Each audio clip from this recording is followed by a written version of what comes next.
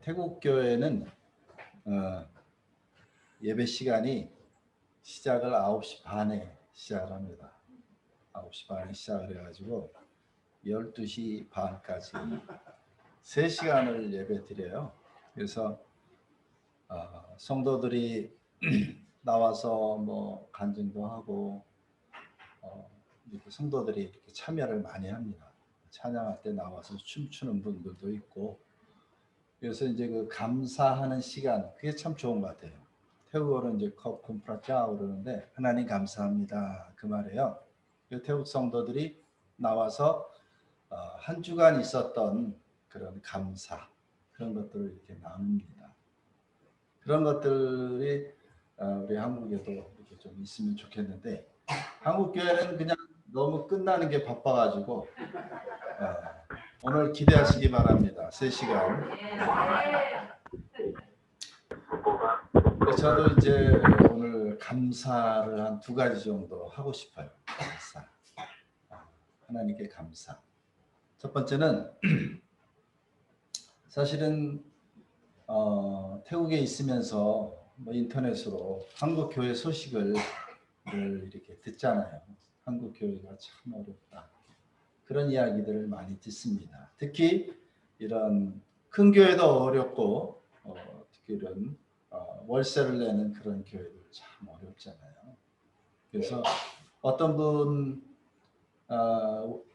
교회, 거기도 이제 월세 내는 교회인데 그분하고 통화를 하면서 월세 내기가 어렵다고, 그래서 이제 저는 상황을 잘 모르니까 그러면 차라리 그냥 집에서 예배 드리면 어때요? 그냥 교회 그냥 문 닫고, 성도도 얼마 안 되고 하니까 월세 내지 말고 집에서 예배 드리면 어때요? 그랬더니 그분이 뭐라 그러냐면, 집에서 예배 드리는 건 좋은데 그러니까 몇 사람 이상 모이면 신고를 해버린대요. 그래가지고 집에서 예배 드리는 것도 어렵다는 겁니다. 그래서 한국 교회가 이렇게 어려운데 참 감사하게 교회를 이렇게 섬기고 성도들을 섬길 수 있는 그런 은혜, 그런 그 기회가 되어서 참 감사했어요. 원래대로 하면 오늘 4단계가 끝나는 날인데 참 감사하게 4단계가 2주가 연장이 됐잖아요. 그래서 제가 이제 다른 교회 갈 데도 없고 오라는 데도 없고 계속 여기를 오게 돼서 너무나 감사한 거예요. 성도들은 어렵지만 제가 어차피 교회에서 불러주지도 않는데 계속해서 또 4단계가 2주가 연장이 돼서 감사하다, 그런 마음이 들었습니다. 요즘 이제 TV를, 저희 이제 태국에는 TV가 없는데 여기 오니까 TV가 채널이 수백 개 채널이 있더라고요. 그래서 이제 올림픽을 좀 보는데 올림픽을 보면서 참 그 감동적인 그런 모습들을 많이 보게 돼요. 메달을 따든 안 따든 그 선수들이 참 귀한데, 어떤 선수는 정말 그 메달을 땄을 때 막 기뻐하면서 또 울고 소리 지르고 그런 모습을 보면서 너무나 감동이 되는 거예요. 감동이 되고 그런 마음이 듭니다. 저 선수가 그 메달을 목에 걸기 위해서 그 흘린 그 땀과 그 눈물, 그 피, 그 열정, 그것들이 얼마나 참 그 회한이 될까, 그냥 그런 것들이 지나갈 것 같아요. 그 올림픽에 출전하기 위해서 먹고 싶은 것도 못 먹고 놀고 싶은 것도 못 놀고 정말 그 몇 년을 그렇게 수고를 하잖아요. 그러면서 이제 스치는 생각이, 정말 그 사람이 주는 메달, 국가가 주는 그 메달에 저렇게 감동적이고 저렇게 눈물을 흘리는데, 정말 하나님께서 우리를 위하여 준비하신 의의 면류관을 위해서 나는 얼마나 수고했느냐, 나는 얼마나 눈물을 흘리고 얼마나 애를 썼느냐, 정말 내 하고 싶은 대로 그렇게 마음대로 그렇게 살았는데 저 선수들은 그 메달을 목에 걸기 위해서 수년간, 정말 10년 넘도록 그렇게 고생하며 그렇게 살았는데 나는 의의 면류관을 위해서 얼마나 수고했느냐, 그런 생각이 드니까 너무나 부끄러운 거예요, 제 자신이. 사도 바울이 디모데후서 4장 7절에 이렇게 말합니다. 내가 선한 싸움을 싸우고 나의 달려갈 길을 마치고 믿음을 지켰으니 이제후로는 나를 위하여 의의 면류관이 예비되었으니 곧 주 곧 의로우신 재판장이 그날에 내게 주실 것이 내게만 아니라 주의 나타나심을 사모하는 모든 자에게다. 우리가 지난주에 천국 시민의 삶의 태도에 대해서 말씀을 나눴습니다. 지난주에 제가 이제 많은 분들이 은혜를 받았다 그러고 부흥회를 해달라는 그런 요청을 받았어요. 그래서 이번 주 목금토인가? 수목금인가요? 3일에 해달라고 그랬는데 사실은 제가 거절했습니다. 왜 그러냐면 설교를 듣는 것이 중요한 게 아니거든요. 사실은 설교를 듣고 내 삶에 적용을 해서 내 삶이 변화되는 것이 중요하지. 그래서 지난주에 은혜를 그렇게 받았다면 정말 그 말씀을 소화하고 내 삶에 적용하고 정말 주님 뜻대로 살아보려고 애를 쓰는 그런 모습이 있어야지. 설교만 지금 텔레비 틀면 설교가 수없이 나오는데 설교 뭐 많이 듣는 게 그렇게 중요한가, 그런 생각이 들었습니다. 그래서 사실 제가 아는 설교는 어떤 믿음의 본질, 신앙의 본질, 삶의 본질을 다루고 있는 거기 때문에 사실은 조금 어떤 부분은 아플 수도 있고 어떤 부분은 좀 불편할 수도 있는데 그것이 정말 내 영혼을 성장시킬 수 있는 그런 그 기회가 되시기를 정말 주의 이름으로 축원을 드립니다. 우리가 주일날 교회 와서 예배를 드리고 또 헌금을 하는 것으로 우리가 신앙생활을 잘 하고 있다. 주일 성수라는 말이 있는데 주일날 이제 교회에 빠지지 않고 11조를 내는 것으로 내 신앙이 정말 모범적이고 내 신앙이 하나님 앞에 인정받는다고 그렇게 생각을 하지만 정말 우리의 삶을 깊이 있게 돌아보는 그런 성찰이 우리가 많이 필요합니다. 그래서 제가 지난주에는 천국 시민의 그 삶의 태도에 대해서 원론적인 것만 잠깐 말씀을 드렸지만 정말 우리가 천국 시민으로서 우리가 살아가기 위해서는 우리의 삶이 변화돼야 돼요. 우리의 삶의 전 영역 속에 예수 그리스도의 그 흔적이 나타나야 되는데 그런 흔적들이 사실은 보이지 않는다는 것이죠. 우리가 이제 제가 지난번에 며칠 동안 이제 차를 좀 빌려가지고 이렇게 타고 다니다 보니까 제가 내비 보는 것도 익숙치 않고 그래가지고 조금만 이렇게 이상한 데로 가면은 바로 이제 그 아가씨가 말을 합니다. 경로 이탈. 경로 이탈. 계속 경로 이탈. 그리고 이제 재설정 계속 재설정을 하라는 거예요. 그런데 우리가 지금까지 우리가 그 목적지 자체가 우리 인생의 그 내비를 켜고 우리가 지금 살아가고 있는데 목적지 설정 자체가 잘못됐어요. 우리가 지금까지 목적지를 어디에 두고 살았냐면 이 땅에 목적지를 두고 계속 우리가 지금까지 인생을 살아왔다면 이제는 목적지 자체를 우리 궤도를 완전히 수정을 해야 될 때라고 저는 믿습니다. 우리의 목적지가 지금까지는 이 세상에서 어떻게 하면 더 부유하게 살고 어떻게 하면 더 건강하게 살고 어떻게 하면 더 많은 축복을 누릴까, 그것을 가지고 우리가 지금까지 살았다면 이제는 우리의 목적지를 어떻게 궤도를 수정해야 되느냐, 예수님을 어떻게 하면 더 닮아갈 것인가, 어떻게 하면 내 삶을 더 거룩하게 살 것인가, 이런 목적을 가지고 살아야 되는데 목적 자체가 틀려버리니까 계속해서 내 삶이 계속 보여버리게 돼요.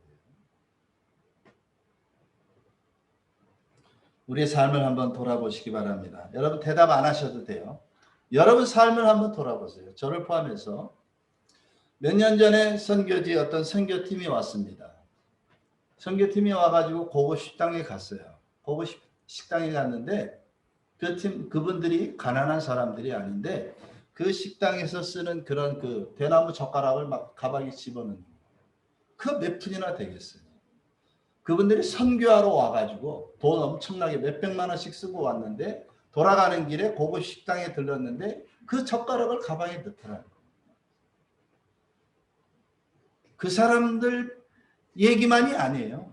우리의 삶을 한번 돌아보면 정말 우리가 사업할 때 어떻게 하면 세금을 안 낼까 또는 적게 낼까, 뭐 지혜롭게 하는 건 좋지만 탈세하는 것은 잘못됩니다.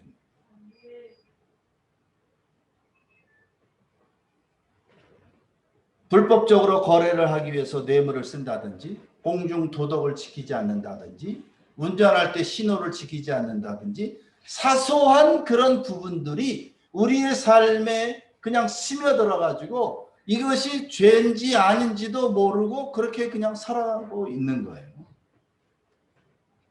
또 어떤 분들, 제가 지난주에 어떤 분을 만났는데 전화요금을 아끼기 위해서 장애인, 친척 중에 그 장애인 이름으로 개통을 해가지고 사용을 한다는 거예요.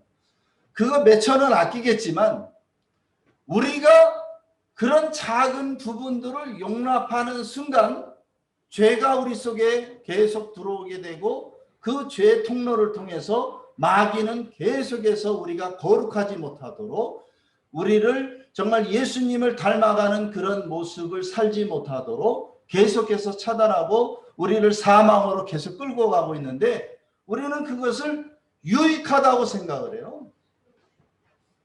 아무것도 아닌 것 같지만 우리의 삶의 전 영역을 들여다보면 매일매일 사소한 거짓말, 공중도덕, 신호위반 이런 것들이 그냥 자연스럽게 우리의 삶에 녹아져 있어가지고 천국 시민으로서 살아가고 있는 것인지, 지난주에 말씀드린 것처럼 정말 우리는 겉모습은 천국 시민인데 그 내면은 불법 체류자로 정말 하나님의 법과는 전혀 상관없는 그런 모습으로 살아가고 있다는 거예요.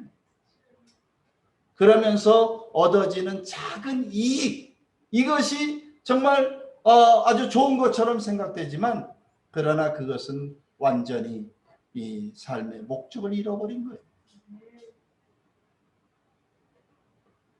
자, 이 시간에 여러분이 내가 지금 대전에 있다고 한번 생각을 해봅시다. 내가 지금 대전에 있어요. 나는 지금 서울을 가고 싶어. 서울에 가는 기차를 타려고 지금 준비를 하고 있어. 근데 어느 기차를 타냐면 부산 가는 기차를 탄 거예요. 부산 가는 기차. 그리고서 나는 생각하기를 나는 서울에 갈 거야. 그렇게 생각을 합니다. 그리고서 기차를 타고서 노래 부르고 계란 까먹고 사이다 먹고 즐겁게 가는 거예요. 나는 서울에 가야 돼. 오늘 서울에 갈 거야. 근데 그 기차는 지금 부산을 향해서 가고 있어요. 방송이 막 나옵니다.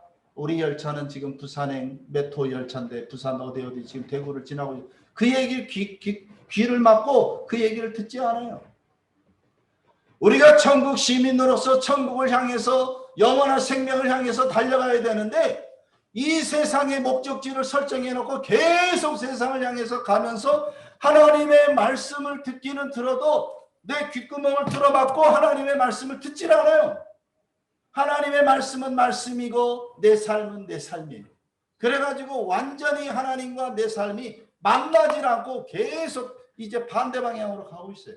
그러면서 나는 생각하기를 나는 좋은 크리스찬이야. 나는 천국 시민이야. 나는 주일날 빠지지 않아. 나는 11조를 내. 나는 교회 충성 봉사를 해. 그러면서 자기 최면에 빠져버린다는 겁니다. 이게 너나 할 것 없이 우리 교회의 문제예요. 한국 교회의 문제입니다. 오늘날 한국 교회가 어렵다. 이제 말세를 만나서 어렵다라고 말하지만 말세이기 때문에 어려운 것도 아니고 코로나 때문에 어려운 게 아니에요. 내 삶이 그렇게 살아왔기 때문에 이 어려움을 돌파할 수 있는 능력이 없어요. 이 세상은 지금까지 예수님 오신 뒤로 지금까지 편안한 적이 한 번도 없습니다.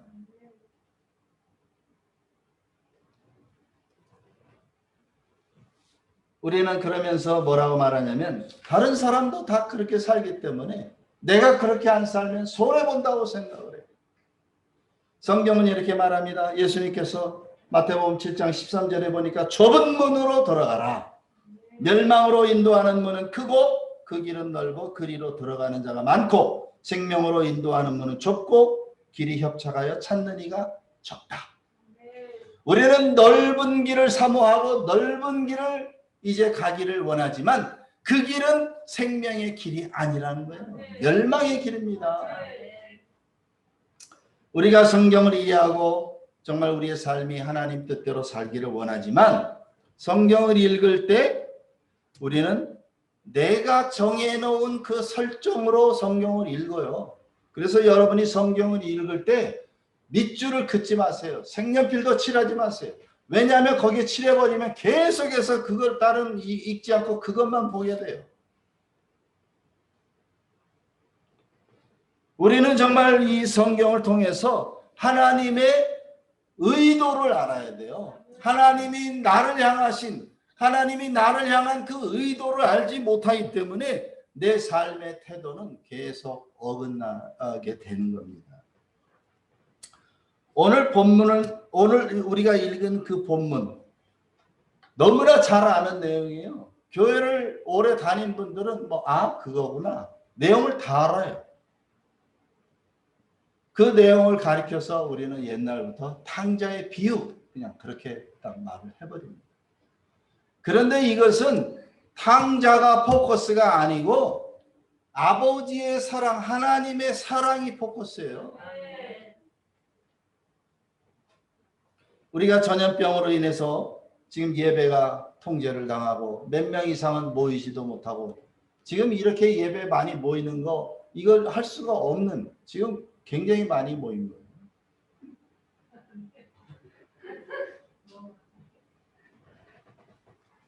전염병으로 인한 것이긴 하지만 예배가 이제 통제를 당하기 시작을 합니다. 예배 참석하는 사람들을 향해서 세상은 비난을 하고 손가락질을 하고 그렇게 모이지 말라고 그러는데 왜 모이냐고 막 비난을 하고 책망을 합니다. 그런데 여러분 앞으로 이 박해의 강도는 점점 더 세집니다. 이 모양 저 모양으로 지금 코로나 때문에 그렇지만 앞으로는 점점 더 어려움이 많아져요. 그럴 때 이 어려움이 점점 많아질 때 우리가 믿음에 바로 서 있지 못하면 바로 넘어지게 됩니다. 제가 지난주에 말세의 특징 중에 하나가 나뉘어지는 거라고 했어요. 마태복음 25장을 한번 보겠습니다.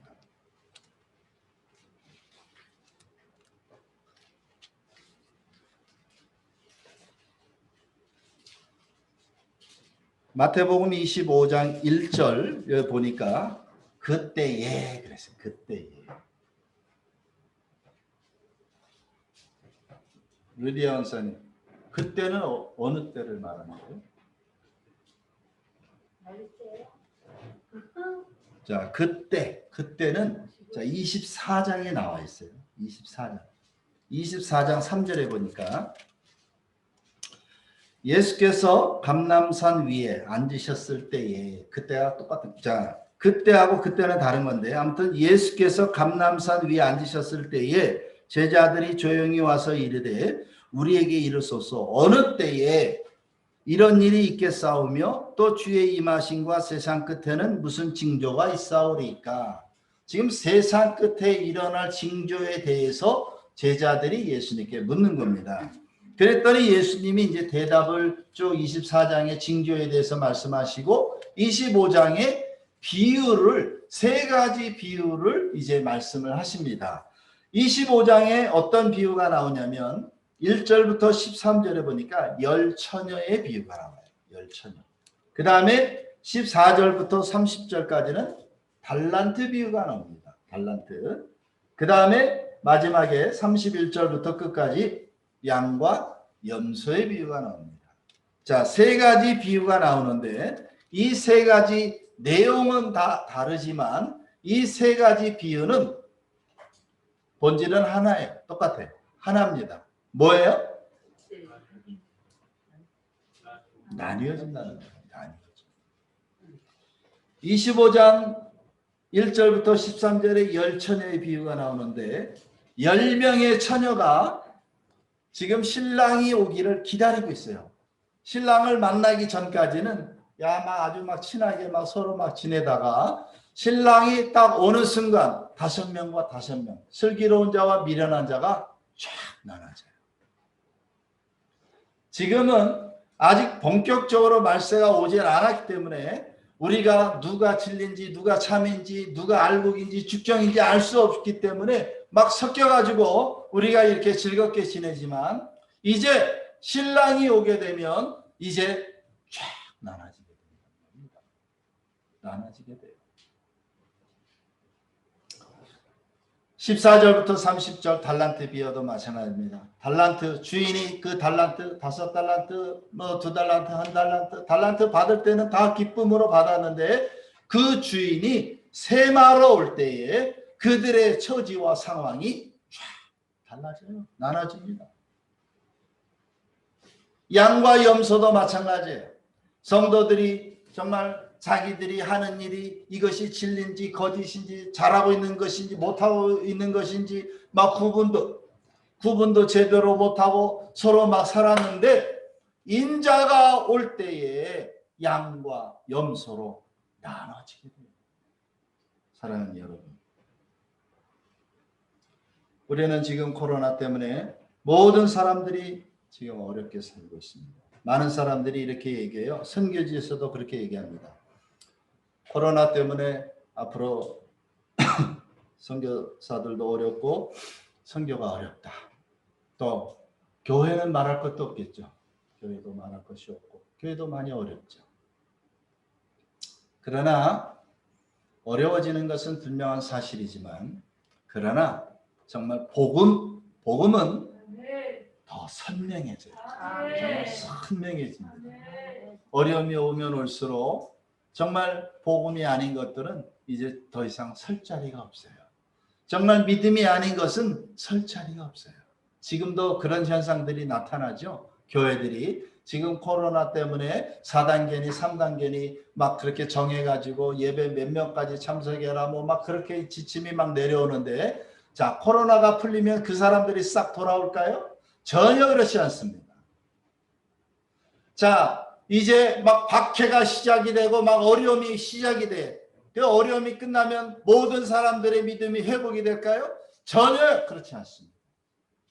지금 이미 말세가 시작이 됐기 때문에 계속해서 지금 나눠지는, 지금 안 나오는 사람들, 못 나오는 사람들 다 사정과 형편이 다 있겠지만 이것은 이제 말세가 될수록 점점 더 강해진다는 거예요.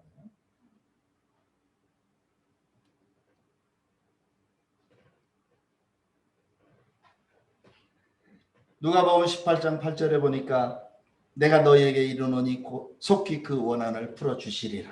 그러나 인자가 올 때에 세상에서 믿음을 보겠느냐. 인자가 올 때에 세상에서 믿음을 보겠느냐. 자, 오늘 본문으로 넘어갑니다. 아버지에게 두 아들이 있는데 작은 아들이 자기가 받을 유산을 미리 달라는 겁니다. 그 당시 그 시대에 만약에 아들이 그런 요구를 아버지에게 했다면 아버지는 그 아들을 합법적으로 죽일 수 있어요. 그것이 전혀 죄가 되지 않습니다. 이 아들은 그 아버지에게 그런 무리한 요구를 한 거예요. 아버지가 죽으면 내가 받을 유산을 주십시오. 그래가지고 아버지에게 유산을 받아냅니다. 그 아버지가 그 유산을 줄 때에 화를 냈습니까? 화를 내지 않았어요. 그 아버지가 어떤 위협도 하지 않고 협박도 하지 않고 조건도 달지 않고 그 아들에게 그 재산을 다 나누어 주었습니다. 얼마 가지 않아서 그 아들이 그 재산을 다 허랑방탕 다 써버리게 돼요. 21절 한번 보겠습니다. 21절. 1절 시작. 아들이 이르되 아버지 내가 하늘과 아버지께 죄를 지었사오니 지금부터는 아버지의 아들이라 일컬음을 감당하지 못하겠나이다. 이 아들이 지금 이것은 아버지 앞에서 하는 말인데 이 똑같은 말을 18절 19절에도 얘기를 해요. 18절 19절에 보니까 내가 일어나 아버지께 가서 이르기를 아버지 내가 하늘과 아버지께 죄를 지었사오니 지금부터는 아버지 아들이라 일컬음을 감당하지 못하겠나이다. 나를 품꾼의 하나로 보소서 하리라 하고, 이것은 22절과 지금 읽은 그 말이 똑같은 말인데 그 전에 있는 거는 자기 혼자 스스로 생각하는 거예요. 생각하고 그 뒤에 말은 아버지에게 직접 가서 한 겁니다. 여기에서 중요한 것이 나오는데 정말 우리가 속으로 하나님 뜻대로 살아야지, 정말 내가 속으로는 하나님 방법대로 살아야지 다짐하고 결심했지만 그 뒤에 삶이 따라주지 않으면 아무 소용이 없는 거예요. 만약에 그 아들이 혼자 생각하기를 내가 하늘과 아버지께 죄를 지었습니다. 나는 아들이라고 불릴 자격도 없습니다. 나를 종이 하나로 써주세요. 그렇게 이제 생각만 하고 그 삶을 전혀 돌이키지 않았다면 그의 삶은 그냥 똑같은 거예요. 그냥 여전히 돼지 우리간에서 그냥 돼지가 먹는 음식을 먹으면서 사는 겁니다. 그런데 이 작은 아들의 무엇이 중요하냐면 정말 그가 마음속으로 생각했을 뿐만 아니라 그 삶을 변화시켰다는 겁니다. 아버지에게로 돌이켰다는 거예요. 우리가 설교를 드리면서 이렇게 살아야지, 천국 시민으로 살아야지, 하나님 뜻대로 살아야지, 정말 내 삶에 죄가 들어오지 않도록 해야지 라고 마음을 먹었는데 내 삶이 변화되지 않고 내 삶은 여전히 그런 속에서 살고 있다면 우리는 여전히 돼지 우리간에 있는 아들과 똑같은 거예요. 그래서 여러분이 설교를 많이 듣는 게 중요한 것이 아니라 내 삶을 날마다 쳐서 복종시키고 하나님의 뜻대로 살려고 애를 쓰고 수고하고 정말 이런 그 처절한 몸부림이 있어야 된다는 겁니다. 그런 것이 없이 이 아들처럼 나는 그렇게 그냥 아버지께 죄를 지었습니다라고 아버지께로 가지 않았다면 돼지우리간에 그냥 있는 거예요. 이 세상의 모든 종교, 도덕, 사회, 관습 모든 것들은 어떤 법칙으로 움직이냐면 인과응보의 법칙으로 움직여요. 이 세상의 모든 것이 다 그래요. 모든 종교, 모든 윤리, 사회, 무슨 관습 다 인과응보예요. 태국에서 전도를 하다 보면 그런 사람들을 많이 만납니다. 거의 대부분의 사람들이 뭐라고 말하냐면 나는 죄가 없다. 태국이 200년 전에 복음이 들어갔지만 0.5%밖에 되지 않는 이유는 그들이 어떤 생각을 갖고 있냐면 그들의 세계관은 죄가 없다고 생각을 해요. 죄를 날마다 짓지만 그들이 하는 그 행동, 승려들에게 이렇게 밥을 준다든지 그런 것을 통해서 죄를 씻는다고 그래요. 그래서 그들은 오늘 아침에 탁발을 했기 때문에 죄가 없다.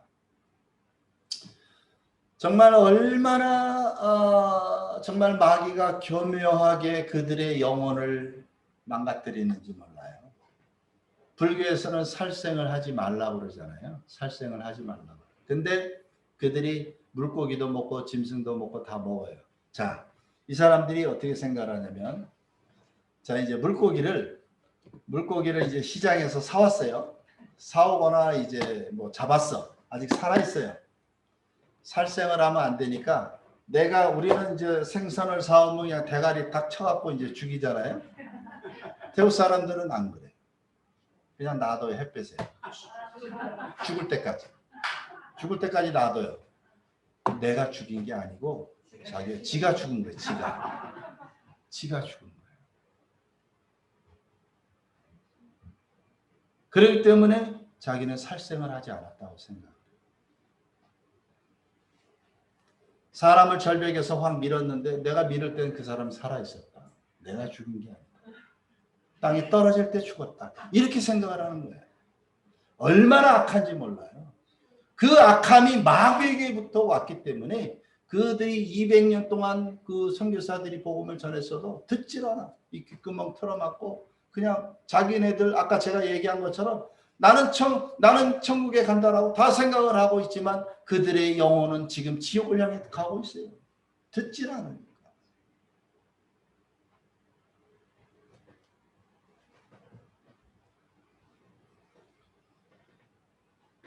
이 세상의 그 인과응보의 법칙으로 따진다면 이 둘째 아들이 말하기를 아버지 저는 하늘과 아버지께 죄를 지었습니다. 내 죄의 대가를 받겠습니다. 이게 인과응보예요. 죄를 지었기 때문에 그 벌을 받는 것. 이게 불교의 그 세계관입니다. 그렇기 때문에 자기네들은 죄가 없다고 생각을 하는 거예요. 그래서 전도를 하면 모든 종교가 다 똑같지. 그렇게 생각해요. 다 착하게 살면 되지. 이게 인과응보거든요. 그런데 복음이라고 하는 것은 인과응보를 뛰어넘는 것이 복음이에요. 인과응보의 법칙 안에 살고 있다면 우리는 아무 종교나 믿어도 상관없어요. 불교가 제일 낫겠죠. 조용하니까. 근데 그 인과응보로서는 우리가 하늘을 소유할 수가 없어요. 둘째 아들이 가졌던 생각이 바로 그거예요. 내가 하늘과 아버지께 죄를 지었으니 나를 아들이라 부르지 말고 품꾼의 하나로 나를 써주소서라고 말을 했는데 아버지는 뭐라고 이제 얘기를 하냐면 22절 봅니다. 22절 자, 다 같이 읽겠습니다. 22절 시작. 아버지는 종들에게 이르되 제일 좋은 옷을 내어다가 입히고 손에 가락지를 끼우고 발에 신을 신기라. 그리고 살찐 송아지를 끌어다가 잡으라. 우리가 먹고 즐기자. 24절 이 내 아들은 죽었다가 다시 살아났으며 내가 잃었다가 다시 얻었노라 하니 그들이 즐거워하라.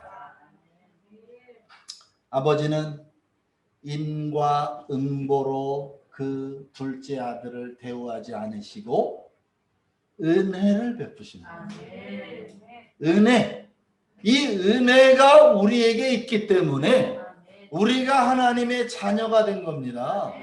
그래서 에베소서 2장 8절 9절에 말씀하고 있잖아요. 내가 하나님의 자녀 된 것은 내 의와 공로와 내 행위와 내 선함과 내 착함과 이런 것 가지고는 하나님께 도달할 수가 없기 때문에 하나님의 은혜 예수 그리스도 공로로 우리가 하나님의 자녀가 된 겁니다. 이게 은혜예요. 은혜.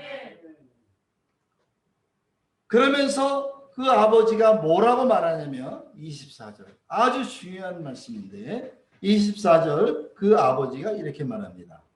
이 내 아들은 죽었다가 다시 살아났으며 아들이 죽었을까요? 왜 근데 죽었다고 말했을까요?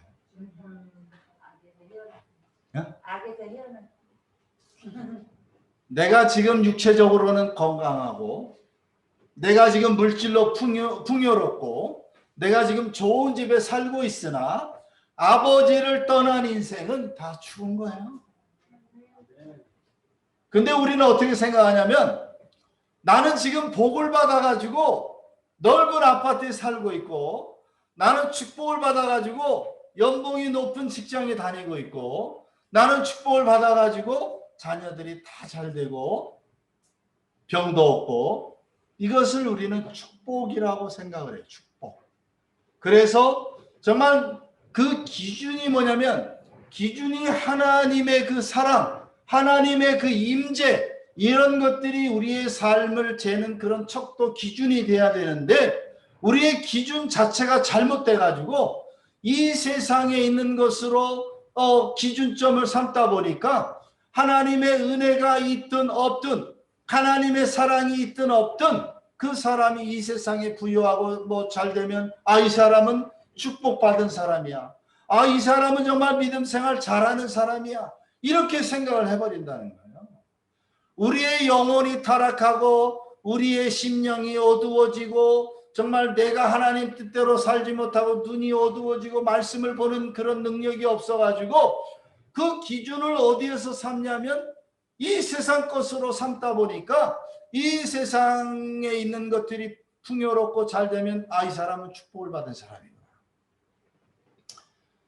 또 신앙생활 하는데 막 어려움이 생기고 집안에 우환이 있고 자녀들이 병이 있고 정말 평생 믿음대로 산다고 살았는데 11조 한 번도 안 빼먹고 살았는데 여전히 마이너스 통장 없으면 살아갈 수 없는 그런 인생을 우리는 복을 받지 못한 인생이라고 생각을 해버려요.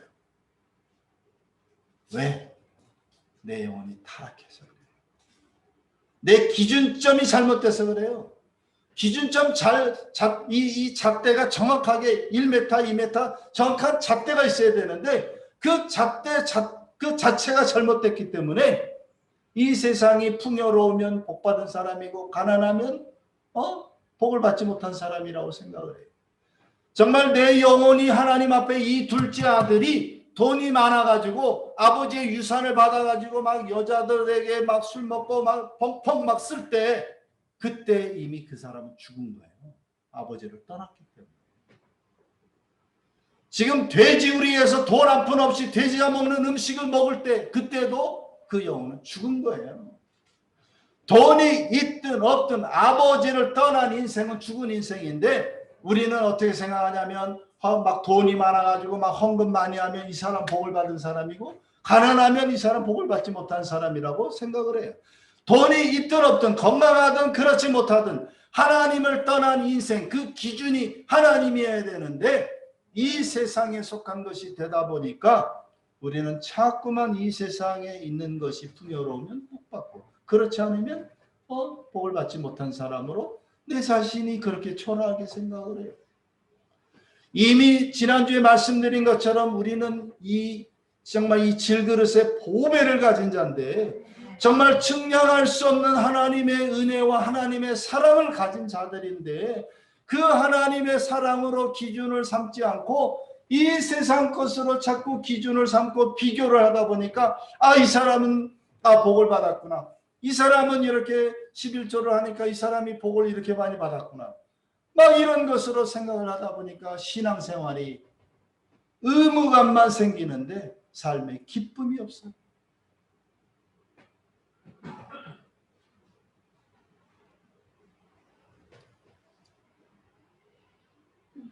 지금 둘째 아들에게 아버지가 인과응보의 법칙으로 아들을 대우하지 않으시고 은혜로 그 아들을 대우하시죠. 가락지를 끼우고 발에 신을 신기고 제일 좋은 옷을 입히고 막 제일 기름진 송아지를 잡고 은혜를 베푸시고 하나님은 우리가 은혜 받은 자로 살기를 원하시는데 우리는 이 세상 세계관이 인과응보이기 때문에 그런 그렇게 살지 못하면 벌을 받고 이렇게 하면 복을 받고 이런 지성이면 감천 인과응보 이것이 우리의 그 신앙의 두 축이에요. 자전거와 같아. 그래가지고 내가 열심을 내면 복을 받고 기도도 아주 막 많이 해야 되고 그러면은 복을 받고 그것이 절대로 아니라는 것입니다. 자, 첫째 아들을 한번 봅시다. 첫째 아들의 경우는 어땠는가? 첫째 아들이 이제 막 풍악 집에서 막 전에는 들리지 않던 풍악 소리가 나고 막 잔치 분위기가 막 일어나니까 둘째 아들이 깜짝 놀래가지고 이제 와요. 그러면서 15장 28절 다 같이 읽습니다.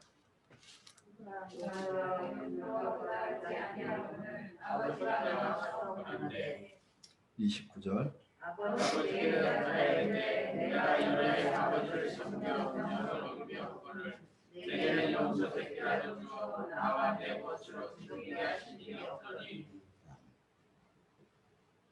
하나님은 우리에게 나의 공로와 대가가 아닌 은혜를 베푸시고 우리 모두가 그 은혜 아래서 다 이렇게 행복하게 살기 원하시는데, 이 첫째 아들은 이 인과응보의 법칙으로 막 꽉 차 있어요. 그래가지고 뭐라고 말하냐면, 나는 여러 해 동안 아버지를 섬겨 명을 어김이 없거늘 내게는 염소 새끼 하나 주신 일이 없더니. 그러면서 30절 아버지의 살림을 창녀들과 함께 삼켜버린 이 아들이 돌아오매 이를 위하여 살찐 송아지를 잡으셨나이다. 이게 첫째 아들의 태도인데, 이것이 바로 첫째 아들의 태도일 뿐만 아니라 오늘날 우리의 삶의 모습이에요. 나는 천국 시민이야. 나는 교회를 떠난 적이 없어. 나는 주일날 예배를 범한 적이 없어. 다른 사람 다 휴가 가도 나는 주일날 꼭 주일 성수를 했어. 정말 아무리 어려워도 나는 11조를 했어.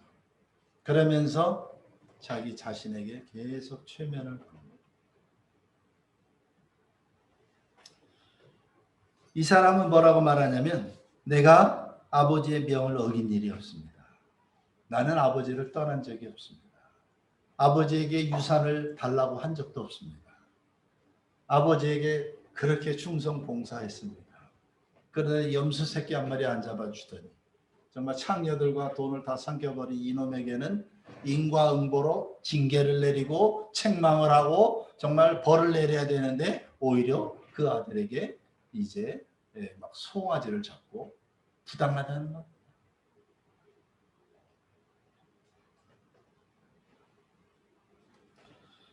이 큰아들은 아버지 곁을 떠난 적이 없어요. 늘 그 곁에 있었지만 그 사람은 겉모습은 아들이었는데 그 속은 종의 삶을 살았던 거예요. 자유가 없어. 기쁨이 없고 의무감으로는 그렇게 살았지만 정말 그 안에 정말 자발적이고 헌신적인 그런 그 기쁨이 그 안에 없었던 겁니다. 둘째 아들은 아버지 곁을 떠났지만 그가 그 돼지 우리간에서 아버지를 생각합니다. 아버지 없이는 살 수가 없구나. 아버지와 함께 있는 것이 내 인생의 가장 큰 행복이구나. 이것을 생각한 겁니다.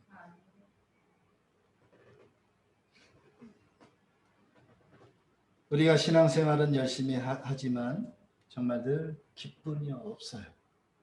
자유가 없고 늘 갈등이 있어요. 헌금도 열심히 하는데 자유가 없고 기쁨이 없고, 헌금을 내가 이렇게 평생을 했는데 나는 왜 이렇게 가난할까? 그 딜레마에 빠져. 왜 나는 이렇게 열심히 평생을 주를 위해 수고했는데 우리 가정의 어려움은 끝나질 않을까? 그 해답을 자꾸 이 세상에 있는 것으로 그 해답을 찾으려고 하다 보니까 그 해답은 찾지도 못하고 갈등만 계속해서 생기게 돼요. 고린도전서 7장 22절에 보니까 주 안에서 부르심을 받은 종이라도 주께 속한 자유자요. 또 이와 같이 자유자로 있을 때 부르심을 받은 자는 그리스도의 종이니라. 너희는 값으로 사신 것이니 사람들의 종이 되지 말라. 내 몸이 비록 얽매였어도 정말 그 영혼이 자유자라면 그는 이 세상의 그 어떤 것도 그를 얽매일 수가 없는 거예요. 내가 정말 하나님 앞에서 자유자요, 하나님의 자녀요, 정말 하나님의 그 특권을 받은 자요, 천국 시민이요, 하나님의 은혜를 받은 자요, 정말 평생을 갚아도 갚을 수 없는 하나님의 은혜를 받은 자라고 생각한다면 내 삶의 모습이 어떠하든 그것에 영향받지 않아야 돼요. 그것이 바로 천국 시민의 태도입니다. 우리는 돈이 없으면 불행해지고 우울해지고 몸에 병이 들면 금방 세상이 멸망할 것 같은 그런 생각을 하게 돼요. 내 몸에 병이 드는 건 자연스러운 현상이에요. 내가 돈이 있든 없든 그 돈이 이 세상 내 영혼을 흔드는 기준이 되어서는 안 됩니다. 정말 나는 보배를 가진 자요, 은혜를 받은 자요, 하나님의 사랑받은 자라고 하는 것을 잊지 말아요. 이 세상 것의 기준을 삼고 이 세상 것의 목적지를 두고 그렇게 살아가다 보면 죽을 때까지 나는 자유가 없고 죽을 때까지 나는 평강이 없고 늘 의무감으로 그리스도의 삶을 살지는 몰라도 정말 그가 하나님의 사랑받는 자로는 살아갈 수가 없는 거예요. 이제 결론을 맺으려고 합니다. 우리가 이제 말세라고 사람들이 이야기를 하고 정말 세상은 점점 어려운 그런 삶으로 바뀌고 있는데 나는 어떻게 살아야 될까요? 여러분의 삶은 어떻게 살아야 될까요? 우리가 이 세상에 물질이 많으면 나는 복받은 사람이야, 나는 축복받은 사람이야, 자꾸 이 세상 기준으로 여러분 그렇게 여러분의 영혼의 그런 그 품격을 떨어뜨리지 말고 이제는 정말 내가 나의 그 목적지, 내가 정말 아파트로 더 높은 평수, 더 연봉, 직장 뭐 이런 것이 우리의 삶의 목적지가 아니라 이제 우리는 그 목적지를 분명하게 우리는 정해야 돼요. 그것이 뭐냐면 나는 예수님을 더 닮아가야 돼요. 나는 정말 예수님을 더 닮아서 정말 더 거룩하게 살아야 되겠다. 정말 죄와 더러움과 오염된 하나님과 원수된 그 어떤 행동도 나의 삶에 침투하지 못하게 해야 되겠다. 이것이 우리의 인생의 목적이 되어야 되는데 엉뚱한 곳에 목적을 두고 자꾸만 살아가다 보니까 내 인생이 계속해서 어려움이 생겨요. 이 세상은 정말 어려운 때입니다. 그리고 많은 사람들이 말하기를 이제 말세라고 말합니다. 그러나 우리는 미리 두려워할 필요가 없어요. 왜냐하면 하나님이 우리에게 이길 힘을 주십니다. 이길 힘을 주시기 때문에 정말 우리가 이제는 이 세상의 목적과 기준으로 우리가 살아갈 것이 아니라 다른 사람과 비교도 할 필요가 없어요. 저 사람은 예수 믿은 지 얼마 안 됐는데 이렇게 복을 받았구나. 그럴 필요도 없어요. 복이라는 기준 자체가 이제 우리는 달라져야 돼요. 달라져야 됩니다. 이제 우리는 정말 마음속으로 우리는 하나님의 큰 사랑을 받은 자다. 자, 한번 따라해 봅시다. 나는 하나님의 큰 사랑을 받은 자다. 내 안에 예수님의 보혈이 있다. 그것과 이 세상의 어떤 것을 비교할 수 있습니까? 이 세상의 어떤 것이 그것보다 더 큰 것이 있습니까? 나는 이미 그 가장 귀한 것을 받았음에도 불구하고 자꾸만 이 세상을 바라보다 보니까 내 안에 자유가 없고 기쁨이 없고 꼭 이 큰아들처럼 그렇게 생활을 하고 그렇게 생각을 하면서 그렇게 살아가게 돼요. 이제 말세는 나눠져요. 참과 거짓이 나눠지고 알곡과 죽정이가 나눠지고 교회도 이제 다 나눠져요. 분명해집니다. 이제 복음이 분명해지고 더 선명해지고 더 아주 이제 드러나게 돼 있어요. 그럴 때 우리는 하나님 앞에 어떠한 태도로 살아야 될 것입니다. 나는 하나님의 의도를 잘 깨닫고 있는가? 정말 이 말세의 때에 나는 어떤 태도를 가지고 하나님 앞에 살아야 될 것인가? 예수님께서 하셨던 그 질문을 하면서 마치겠습니다. 예수께서 인자가 올 때에 세상에서 믿음을 보겠느냐? 이렇게 물으시던 예수님의 질문에 여러분은 뭐라고 대답하시겠어요? 마지막 때 여러분의 인생은 무엇을 선택하겠습니까?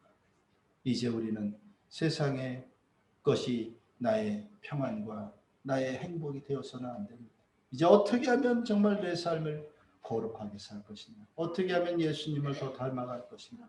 어떻게 하면 하나님의 의를 드러낼 것이냐? 이것이 우리의 삶의 진정한 목적이 되시기를 바랍니다. 다시 눈을 감으시고 정말 마음의 결단을 하시기 바랍니다. 하나님, 정말 지금까지는 내가 하나님의 의도를 알지 못하고 하나님의 뜻을 알지 못하고 세상의 그 향락에 취해서 살아왔습니다. 이제 정말 하나님의 뜻대로 하나님의 방법대로 이제 어떻게 우리가 천국 시민으로 살아야 될지 하나님 오늘 말씀을 통해 깨달았습니다. 하나님 돌이키게 하시고 정말 내 안에 큰 기쁨이 있게 하시고 내 안에 큰 소망으로 하나님 앞에 부끄럼 없는 인생 되게 도와주시옵소서. 우리 다 같이 통성으로 기도하겠습니다. 거룩하고 자비로우신 하나님, 정말 이제 우리가 하나님의 의도를 깨달았습니다. 하나님의 뜻을 깨달았습니다. 하나님 아버지, 우리의 인생의 목표와 목적이 이 세상에 있지 아니하고 하나님의 뜻대로 사는 아버지 거룩한 인생이 되길 원합니다. 아버지 하나님이여, 내가 아버지 하나님이여 이 세상에서 부유하게 살든 가난하게 살든 내가 병이 있든 건강하든 아버지 하나님이여 그 이 세상에 있는 것들이 아버지 하나님이여 내 영혼을 아버지 하나님 좌우하지 못하도록 하나님 역사하여 주시옵소서. 믿음대로 살게 도와주시옵소서. 예수님을 더 닮아가게 도와주시옵소서. 정말 우리의 삶이 더 거룩하게 아버지 살아가게 도와주시옵소서. 주님 뜻을 온전히 이루며 살아가게 도와주시옵소서. 정말 이 말세의 때 하나님, 내가 어떤 모습으로 살아야 될지 날마다 성령께서 우리를 이끌어 주시옵소서. 하나님 도와주시옵소서. 하나님 감사합니다. 오늘도 우리가 말씀을 듣고 하나님 정말 이제 그치는 자가 아니라 그 말씀이 우리의 삶을 변화시키는 원동력이 되게 하시고 힘이 되게 하시고 정말 아버지 이 말세 때 하나님 앞에 더 칭찬 듣는 거룩한 인생들이 되게 도와주시옵소서. 예수님 이름으로 감사하며 기도하옵나이다.